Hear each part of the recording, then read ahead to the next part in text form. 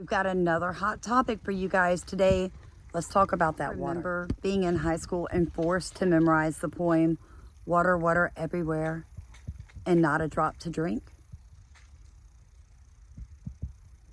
The Maui fires could have always been put out by ocean water. They never had to use that precious resource to fight fires. They could flush their commodes with water from the ocean. And I know what people are going to say, but the salt will tear up pipes and everything else. Well, since Maui is one of the most expensive places to live in the world, and they bring in more money than any other island in the world, they have the money for the infrastructure. There are no excuses. The same politicians that let these people burn to save water are the same politicians that tell you and I that we should trust them to put all of us in smart cities. We're staying in Maui. We just talked about the fact that now the state is going to go after the fundraisers, try to shut it down. They're trying to give themselves more emergency proclamation powers and stuff. And that's something that's been going on for quite some time. Hey, remember when 9/11 happened and the government who didn't protect us from that? Mm-hmm. At best, they totally screwed that up.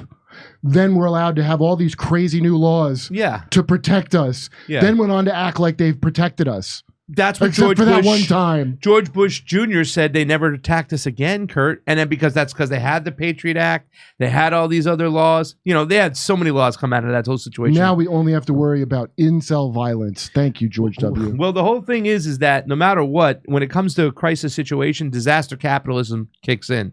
The leeches, the vultures, they come right out. They know how to act, to go grab the land, to get the people off there, whatnot. So, like we saw with COVID, all these emergency proclamations, we're seeing a lot of that stuff happening in Hawaii, okay? So this is right here. Just the other day, this on Tuesday, this is again by the Star Advisor. Testifiers blast Green and Chang for water decisions after Lahaina fire. Remember the guy we talked about that they were showing, he was talking about equity in water and whatnot, and they were trying to blame him?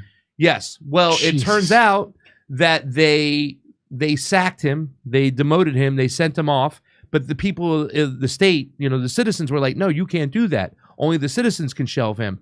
And first of all, it looks like you're playing him off as a patsy, where a lot of the things he was doing really didn't lead to the fact that the water was turned off. I mean, they hired him as a patsy. Well, maybe. Nobody would hire an idiot like that unless they're there as a tool. Well, he was fighting for equity in water when it came to the... I know when you say equity in water, it's different, though, because you're talking about people... Oh, that's right. You did tell me that. The indigenous farmers, the indigenous farmers... and the locals were trying to get the water. But in Maui for so long, years and years and years, from what I heard from my contacts over there and the people I interviewed, activists and locals and whatnot, is there's been a water diversion away from Lahaina for quite some time into the golf courses, into the rich areas, leaving the conditions. So it's just a massive fireball. By the way, tinderbox. Very few people. Welcome back to Starkey Farmstead. So today we're going to talk about the water issue on Maui. Now, some of you are new to my channel. Some of you have been around for a little bit. But let me explain something. I had spoken to a local named Justin. There's a video done by him on my channel.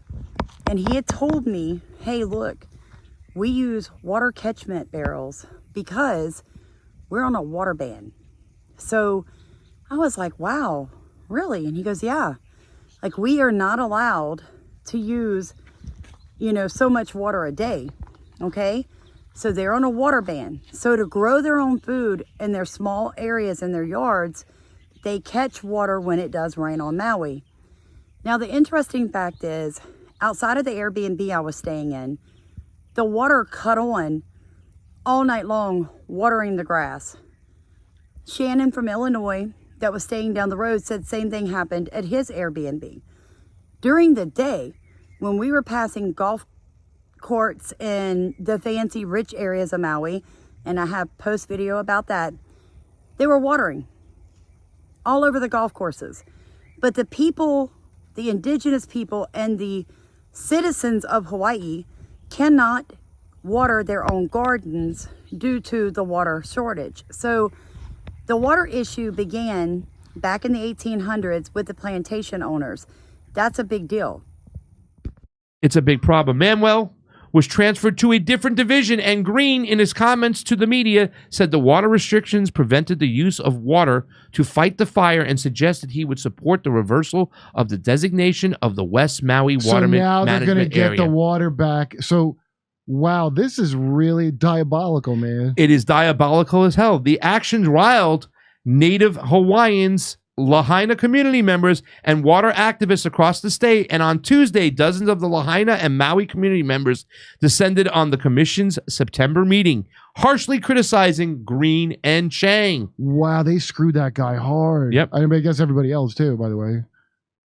Let me get this over here really quick. Moreover, more than 300 pages of written testimony were submitted to the commission, nearly all of it urging the board to reinstate Manuel and to honor the designation of the water management area and its in-stream flow standards that help Kalo farmers get the water they needed. So he was fighting for that water to stop being diverted to the golf courses, to the rich areas, and they had gotten to it. But wait, if you want to talk about diabolical, it gets even better. In the opening moments of the meeting that lasted for nearly 10 hours, Chang reminded the audience that the water code was reestablished by Green in a subsequent emergency proclamation on September 8th. She also said the commission staff is now working to move the water management area forward. Last summer, the Water Commission designated the entire Lahaina Aquifer region as both a surface water and groundwater management area, and a deadline for applications for water access, August 7th, the day before the Lahaina fire. So people were able to go and start, filling out applications to get water to their towns, to get water to farms, and those applications were due on August 7th. The fire happened on August 8th. Wow, I finally understand the crime from... That's all I'm saying. That's what windstorms going towards Lahaina look like when the wind is whipping. Do you guys see that? That is sand and dirt. So yes, I do believe there's a reason that they have put the black paper fencing up all around the island when they're doing construction, because they're trying to stop that from hitting drivers. That's insane, you guys. Notice the black pipe that runs on top of this lava field. It is like this all over the island, and we later found out that that is how they move water from one end of Maui to the other. Water Resource Management is committed to regulating groundwater and surface water in West Maui to ensure that the resource is fairly allocated. So there's been this whole time where they said it hasn't been fairly allocated. They were diverting rivers and streams and all this water to the rich areas, to the golf courses. But that water guy that we had talked about, Kaleo Manuel, he was at the forefront and fighting to make sure that the indigenous farmers and all these other people could get their water. But Deputy Director Kaleo Manuel, who served as the commission's executive director, continues to be on the outs despite overwhelming support from the standing room only crowd that spilled out of the State Department of Land and Natural Resources Boardroom in Honolulu. So that guy was trying to make sure they had water, and it's all being blamed on him. Exactly. I was just telling my dad when my parents came by a few minutes ago, it looks like I'll be going back to Maui sooner than later.